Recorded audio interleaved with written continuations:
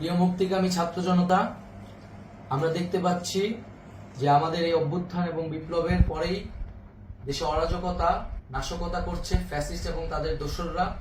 আমরা দেখতে পাচ্ছি যে বিভিন্ন জায়গায় এখন গোলাগুলি চলছে, মন্দিরে হামলা হচ্ছে এবং নাশকতা ও লুটপাট করছে। আমরা মনে করি আমাদের যে ছাত্র নাগরিকদের অভ্যুত্থান তাকে নস্যাৎ করার জন্যই পরিকল্পিতভাবে এই ধরনের ঘটনা ঘটানো হচ্ছে। আমরা মুক্তিকামী ছাত্র জনতাকে সজাগ এবং সতর্ক থাকতে আহ্বান জানাচ্ছি এবং আমাদের যে অন্তর্বর্তীকালীন সরকার, আমরা সেই সরকারের যে প্রস্তাবনা 24 ঘন্টার সময় নিয়েছিলাম, জরুরি পরিস্থিতি মোতাবেক আমরা এখনই তার একটি রূপরেখা ঘোষণা করছি। আমরা সিদ্ধান্ত নিয়েছি যে সর্বজন গ্রহণযোগ্য আন্তর্জাতিক খ্যাতিসম্পন্ন নোবেল পুরস্কার বিজয়ী ডক্টর মোহাম্মদ ইউনূসকে প্রধান উপদেষ্টা করে অন্তর্বর্তীকালীন সরকার গঠন করা হবে এবং ডক্টর মোহাম্মদ ইউনূসের সাথেও আমাদের কথা হয়েছে। তিনি ছাত্র জনতার আহ্বানে বাংলাদেশকে রক্ষা করতে এই গুরু দায়িত্ব নিতে সম্মত হয়েছে। আমরা সকালের মধ্যেই আমরা এই সরকার গঠনের প্রক্রিয়া দেখতে চাই।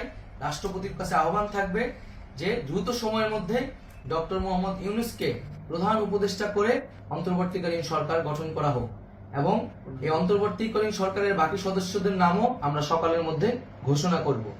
প্রিয় বন্ধুগণ, দেশে যে অরাজকতা চলছে, মানুষের জীবনের নিরাপত্তাহীনতা চলছে, সেজন্য আমরা রাষ্ট্রপতির কাছে আহ্বান জানাচ্ছি দেশে আইন শৃঙ্খলা পরিবেশ ফিরিয়ে আনার জন্য দ্রুত সময়ের মধ্যে কার্যকর ব্যবস্থা নিতে হবে এবং আইন শৃঙ্খলা বাহিনীকে সহযোগিতা করার জন্য মুক্তিকামী ছাত্র জনতাও রাজপথে থাকবে এবং অন্তর্বর্তীকালীন সরকার গঠন না হওয়া পর্যন্ত মুক্তিকামী ছাত্র জনতাকে রাজপথে থেকে তাদের যে অভ্যুত্থান, সেই অভ্যুত্থানকে রক্ষা করতে হবে। প্রিয় বন্ধুগণ, আমরা রক্ত দিয়েছি, শহীদ হয়েছি।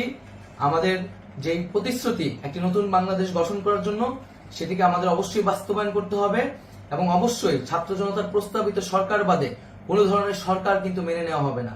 আমরা বলেছি কোনো ধরনের সেনা শাসিত সরকার অথবা সেনা সমর্থিত সরকার অথবা এই ফ্যাসিস্টদের দোসরদের কোনো বিটিম সরকার কিন্তু আমরা মেনে নিব না। কোনো গণবিরোধী সরকারকে মেনে নেওয়া হবে না।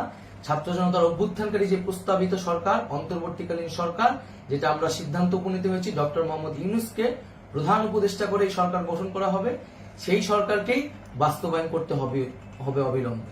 আগামীকাল সকাল থেকে সকলকে আহ্বান জানাচ্ছি রাজপথে থাকার জন্য এবং আমাদের যে সাম্প্রদায়িক সম্প্রীতি এবং রাষ্ট্রীয় সম্পদ রক্ষা কমিটির ঘোষণা হয়েছে বৈষম্যবিরোধী ছাত্র আন্দোলনের নেতৃত্বে, সকল পাড়ায় পাড়ায় এলাকায় এলাকায় সেই কমিটি পাহারায় থাকবে। আমাদের সংখ্যালঘু কমিউনিটিকে আমাদের রক্ষা করতে হবে, রাষ্ট্রীয় সম্পদ এবং এই দেশকে রক্ষা করতে হবে আমাদের।